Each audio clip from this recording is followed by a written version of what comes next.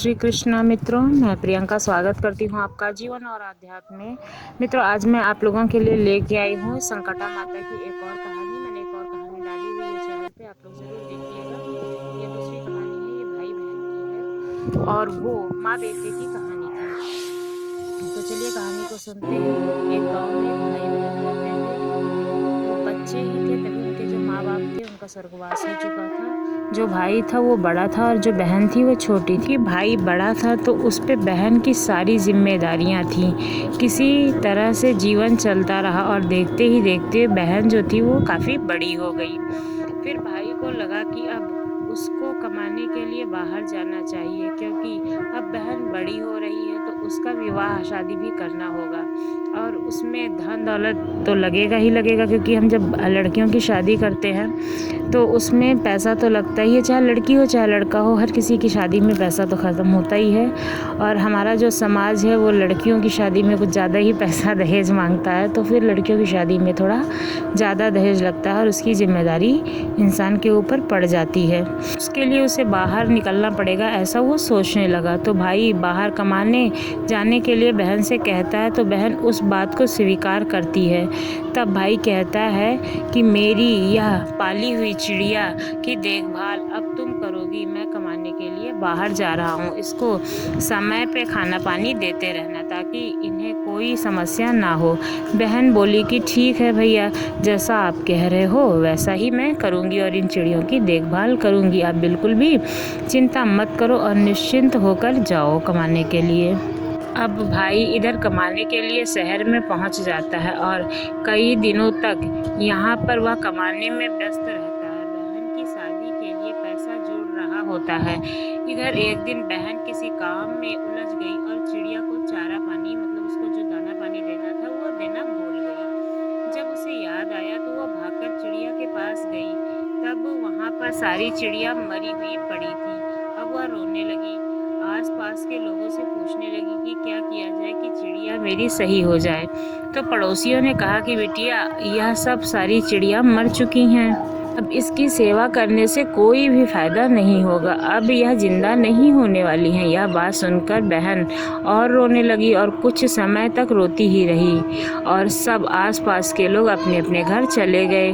तब उसी बीच में संकटा मैया उसी रास्ते से गुजर रही थी। जब वो बच्ची रो रही थी तो उसके रोने की जब उन्होंने आवाज़ सुनी तब उसके पास जाकर उसकी समस्या जानने का विचार किया।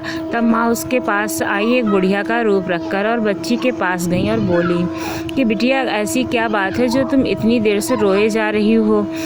तो बिटिया ने सारी बात बुढ़िया माता को कह सुनाई, क्योंकि जब हम होते हैं, जब हमारे पास कोई बात बताने वाला नहीं होता है और हम परेशान होते हैं तो किसी को कोई बात अगर बता देते हैं तो मन हल्का हो जाता है ना। तो फिर अगर कोई हमसे बिल्कुल अच्छे से बात करता है तो हम उससे अपनी सारी बात कह देते हैं। इस तरह से उस लड़की ने बुढ़िया से सारी बात कह दी और माँ के चरणों में लगकर बच्ची रोने लगी। तब माँ को दया आ गई। माँ ने कहा कि रो मत, हम जैसा कह रहे हैं वैसा ही करना। अगर आपकी चिड़िया फिर से जिंदा हो जाएगी तो संकटा माता की पूजा ज़रूर कराना। बच्ची ने कहा कि हाँ माता, अगर जिंदा हो गई तो हम संकटा माता की पूजा ज़रूर कराएंगे। तब बुढ़िया माँ ने एक लोटा जल मंगवाया और जल को छू के बच्ची को दे दिया और कहा कि यह जल सारी चिड़ियों के ऊपर छिड़का दो और अंदर जाकर संकटा माता को प्रणाम करके आओ। तो बच्चे ने वैसे ही किया। घर में जाकर संकटा माता को प्रणाम किया और जब वह वापस आकर चिड़ियों को देखती है तो क्या देखती है कि जो सारी चिड़ियाँ थी वो जिंदा हो चुकी हैं और जो बुढ़िया माँ थी वो गायब हो गई। अब बच्ची जो थी उसके खुशी का कोई ठिकाना नहीं रहा। वह बहुत ही खुश हुई।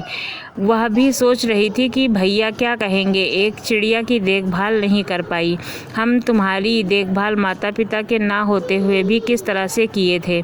अब कुछ दिन बीतते ही भाई भी कमाकर वापस आ गया। उन्होंने अपनी चिड़िया को देखा तो वह पहले से भी ज़्यादा खुशी स्वस्थ नज़र आ रही थी। तो उन्होंने अपनी बहन से पूछा कि बहन, इसकी देखभाल आप किस तरह से कर रही थी?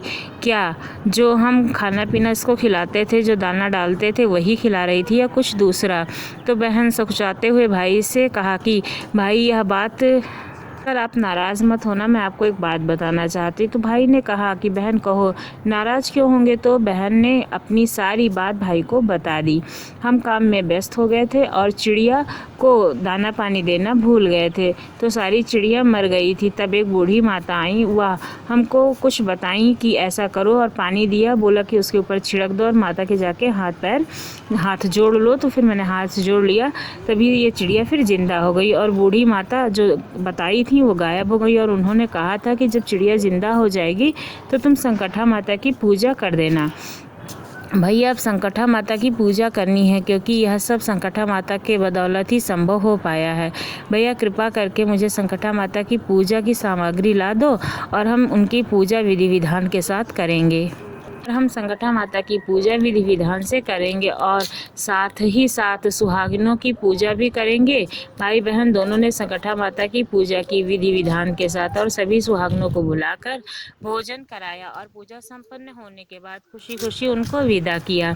उनकी सभी मनोकामनाएं पूरी हुई। जिस तरह से बहन की सारी इच्छा पूरी हुई, उसी तरह से सबकी पूरी करे संकटा माता। और जो संकटा माता की कहानी सुनता है और हुंकारे भरता है, उनकी सभी मनोकामनाएं पूरी होती हैं। आपको ये कहानी कैसी लगी ज़रूर बताइएगा। अगर अच्छी लगी हो तो चैनल को सब्सक्राइब कीजिएगा। धन्यवाद।